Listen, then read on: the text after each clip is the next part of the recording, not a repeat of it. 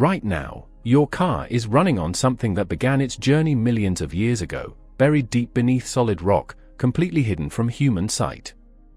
But here's the real question. How do humans find something they cannot see, cannot touch, and cannot even confirm exists until they spend millions drilling into the earth?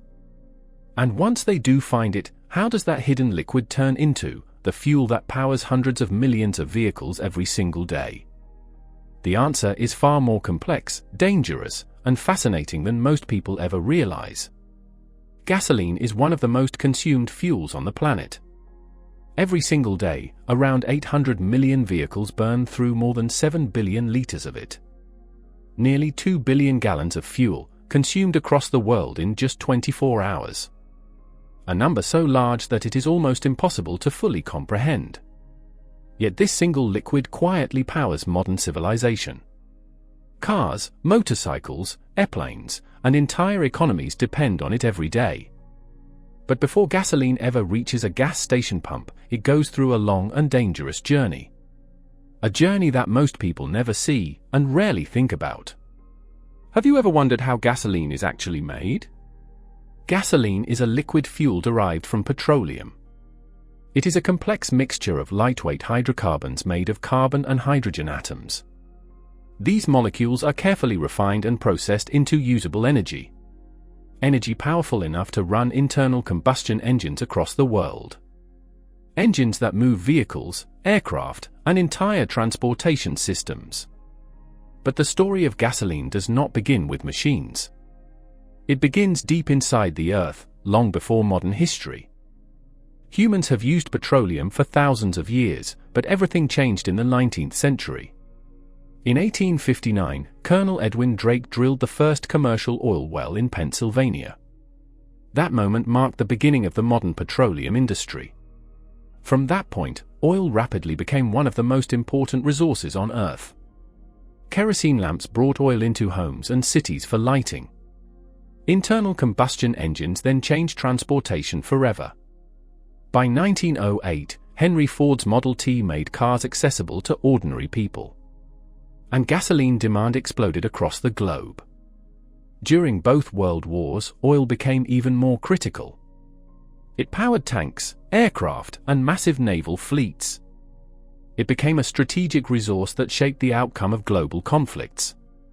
But before oil can become fuel, it must first be found. And that process is far more complex than most people realize. Because oil does not exist in underground lakes. It is trapped inside porous rock formations, buried miles beneath the surface. Completely hidden from human sight. To locate it, geologists study ancient rock layers and sediment structures. They search for subtle geological signals that indicate hydrocarbons may exist. Then comes seismic surveying, one of the most advanced techniques ever developed. Powerful sound waves are sent deep into the Earth's crust. These waves bounce back when they hit different underground rock layers. Sensors capture these signals and convert them into detailed 3D maps. It is essentially a full scan of what lies beneath the planet's surface. But even with this technology, nothing is ever guaranteed. Every exploratory well is still a calculated risk. A high-stakes bet on what lies deep underground.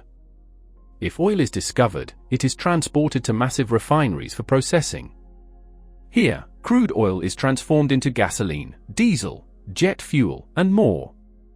It also becomes raw material for plastics, tires, cosmetics, and pharmaceuticals. But reaching the oil itself is one of the hardest engineering challenges in the world.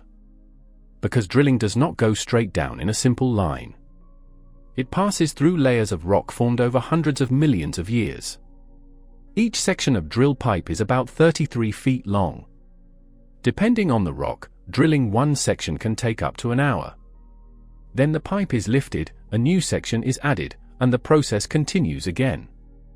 Repeated hundreds of times until the target depth is reached. As drilling goes deeper, steel casing is cemented into place.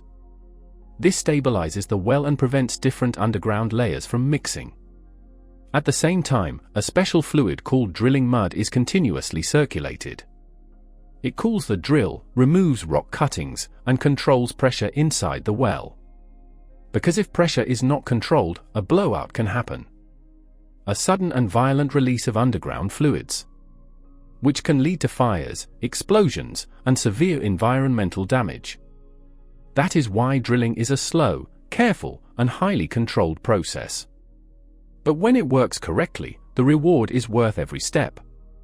Once the target depth is reached, the well is carefully tested. Pressure, temperature, and fluid samples are analyzed in detail. If the results are positive, production finally begins. In the early stages, natural underground pressure pushes the oil upward. The crude oil rises through production pipes on its own. But over time, that pressure begins to decrease. And when that happens, pump jacks are installed. Those slow, mechanical structures seen across oil fields. They move back and forth, creating suction from deep underground, pulling oil upward like a giant mechanical system, extracting it steadily, day after day. Once the oil is brought to the surface, it is not ready yet. It is sent through pipelines to separation facilities. Here, unwanted gases are removed from the crude oil, including carbon dioxide, hydrogen sulfide, and natural gas. What remains is raw crude oil, ready for transport. From offshore platforms to land-based wells, the process is the same. The oil moves through vast pipeline networks spanning hundreds of miles, continuously flowing day and night toward refineries. Refineries are among the largest industrial systems ever built. Massive complexes operating around the clock without pause. They process hundreds of thousands of barrels of crude oil every day.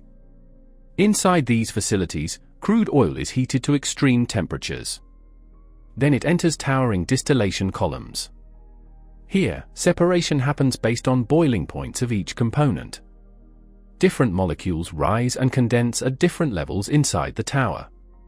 This is where crude oil begins to turn into usable fuels. The heaviest materials settle at the bottom of the tower. These become asphalt and heavy fuel oil. Above that, diesel and jet fuel are separated. Further up, lighter hydrocarbons are collected. And at the very top, gasoline is formed. A refined product ready for the next stage. But even then, it is not finished or ready for use. It still must pass strict quality testing.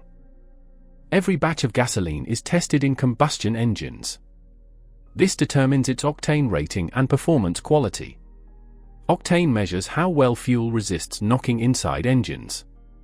If the fuel does not meet required standards, it is sent back. It is adjusted and refined again until it passes. Only after approval is it cleared for distribution. From there, gasoline moves through pipelines to loading terminals, preparing for the final stage of its journey. This final stage is also one of the most dangerous. Tanker trucks are filled with gasoline for transportation. But during loading, static electricity builds up on the metal body. Even a tiny spark can cause a massive explosion. To prevent this, grounding systems are always used. Safety sensors immediately stop flow when tanks reach capacity. Vapor recovery systems capture harmful fumes during loading. Every step is designed with extreme precision and safety. Finally, gasoline is transported to gas stations across the world. When a tanker connects to underground storage tanks, fuel flows in quietly and smoothly, guided by gravity and pressure. And when you pull the nozzle at a gas station, it reaches your car. In just a few seconds, the fuel enters your tank. But that single moment represents a journey of hundreds of miles. Through heat, pressure, engineering, and time itself. And that is the hidden story of gasoline.